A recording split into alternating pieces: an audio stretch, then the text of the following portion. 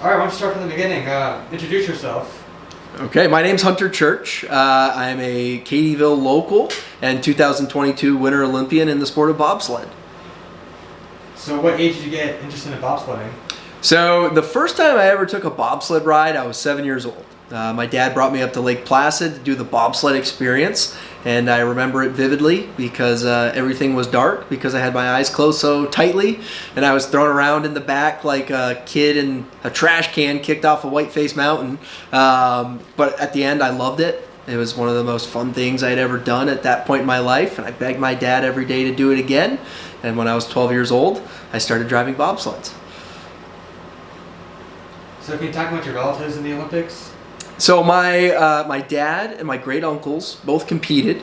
So I'm a third generation bobsledder. My dad competed in the late 70s through the early mid 80s. And my great uncles competed from 1939. There was a lapse, of course. There was 4 brothers who went to war for World War II. Only 2 came back, and the 2 that came back continued to compete until 1946. None of them, unfortunately, ever made an Olympic Games. So I was the first of my lineage to actually compete at the Olympics. So what does your journey consist of becoming an Olympic athlete? Long days. Training like an Olympic athlete is a full-time job, and that's something that a lot of people may not realize. We do a lot of dry land training, so we sprint just like a track athlete would. We lift like football players would. And then we do a lot of dry land training to simulate what we're going to do on the ice. So we have the ability to push sleds in an indoor ice facility so that we can really synchronize ourselves as a team. And then from October till the end of March, we're on the ice 5 days a week, taking 2 to 3 runs, going up to 95 miles an hour and pulling 6 times our body weight, which is tiring all in of its own. But that's pretty much what our schedule consists of. And then, of course, outside of that, it's eating correctly, getting the proper amount of sleep, and trying to do all the right things so you can gain just even 1/100th of a second. So how are athletes chosen to participate in the Beijing Olympics? So it's a relatively rigorous process. Ultimately, you're doing the ultimate audition for 4 years. So it starts the first year of what we call a quadrennial, which is the 4-year Olympic cycle. And every year we have an 8-race series, which allows us to not only improve our international ranking, but qualify us for world championship events. So each season we'll compete in those races. Leading up into the Olympics, we have that 8-race series, and instead of a world championships at the end, we have the Olympic Games. So if you are one of the highest ranking athletes in the world, specifically within the top 20, you'll find yourself going to the Olympic Games. So for me personally, I had to go out there and try and put myself in the top 10 each week. This while I was competing against all the best in the world in order to qualify myself. Now, how are people chosen to be the bobsled pilot? You were the bobsled pilot, but how are people chosen to be that? So it's not a straightforward path. It's rather black and white. Or it's not black and white, I should say. There's individuals like myself I'm a multi-generational slider. I grew up here in Lake Placid. I had the ultimate sledding hill right in my backyard. There's other individuals who were former NFL players or track and field athletes, and they tried their hand at being what we call brakemen in the sport, and they decided that they wanted to have the destiny in their own hands. So then they decided to try driving. So really, it's whoever can pick up the skill the quickest is ultimately who ends up being the driver. But once you are a driver, you never deviate from that position. You're only a driver from there on out. So what was it like being part of Team USA? Being a part of Team USA is one of the most special things that I've ever had the pleasure of being a part of. For me, the biggest thing was the realization that having the letters USA on my back meant I represented so much more than just myself. I represented our small area here. I represented my family and my friends. I represented our country. And then I represented every single individual who would follow me in similar footsteps that would wear that USA on their back as well. So just having that distinct pleasure and honor is something that I can't really describe. What were your first impressions of China when you first got there? So we got there late at night. It was about midnight, 1 o'clock in the morning once we finally touched ground in China. The airport was the biggest airport I'd ever seen.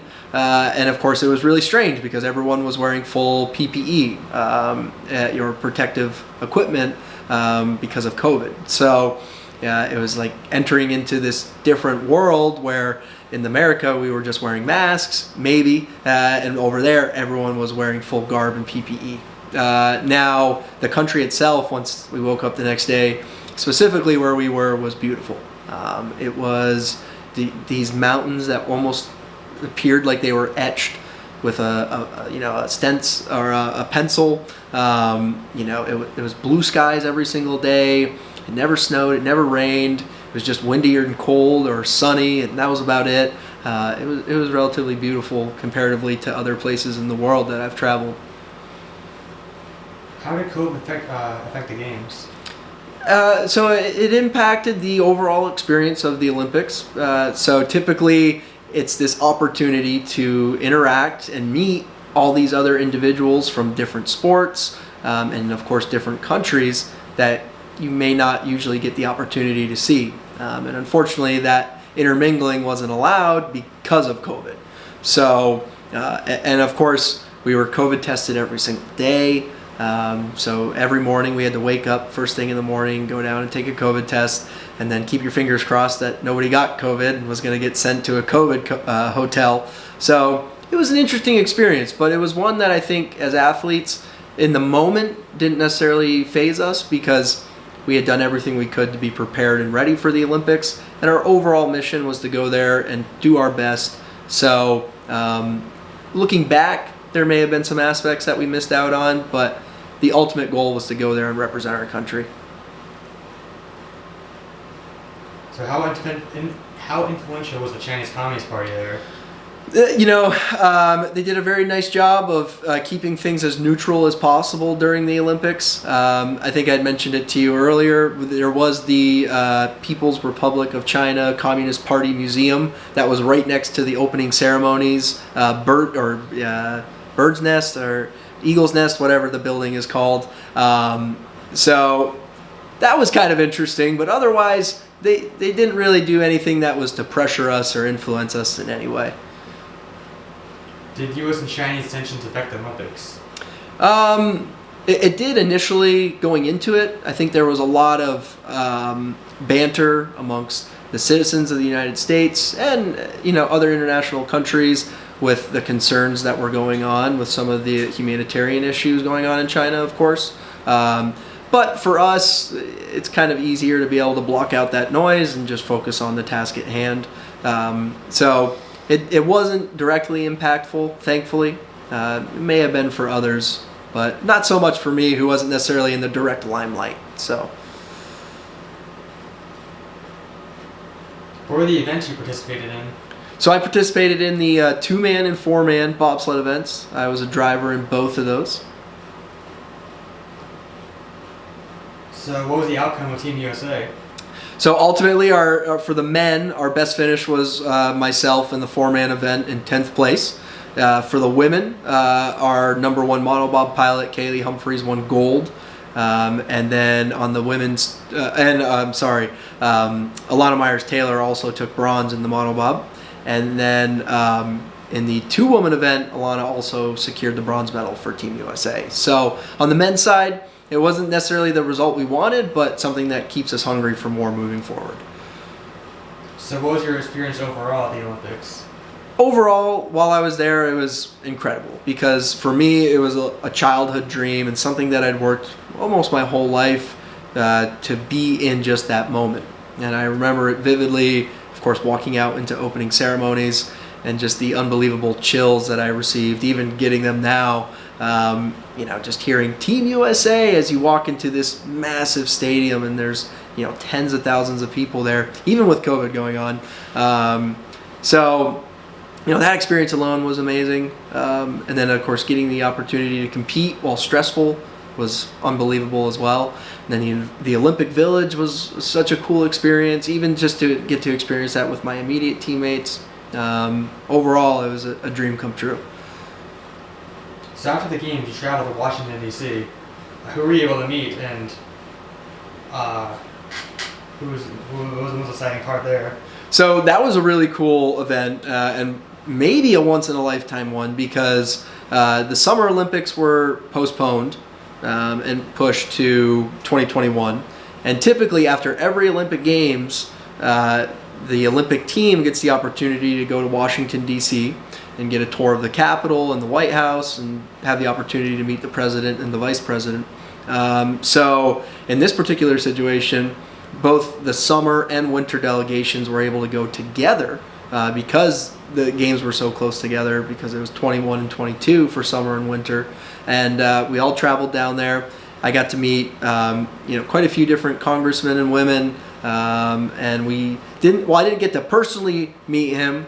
We were able to meet Joe Biden and Kamala Harris as well, which was a very unique experience. I don't know if in my lifetime again I'll have the opportunity to be that close to a president. So, but the White House was amazing.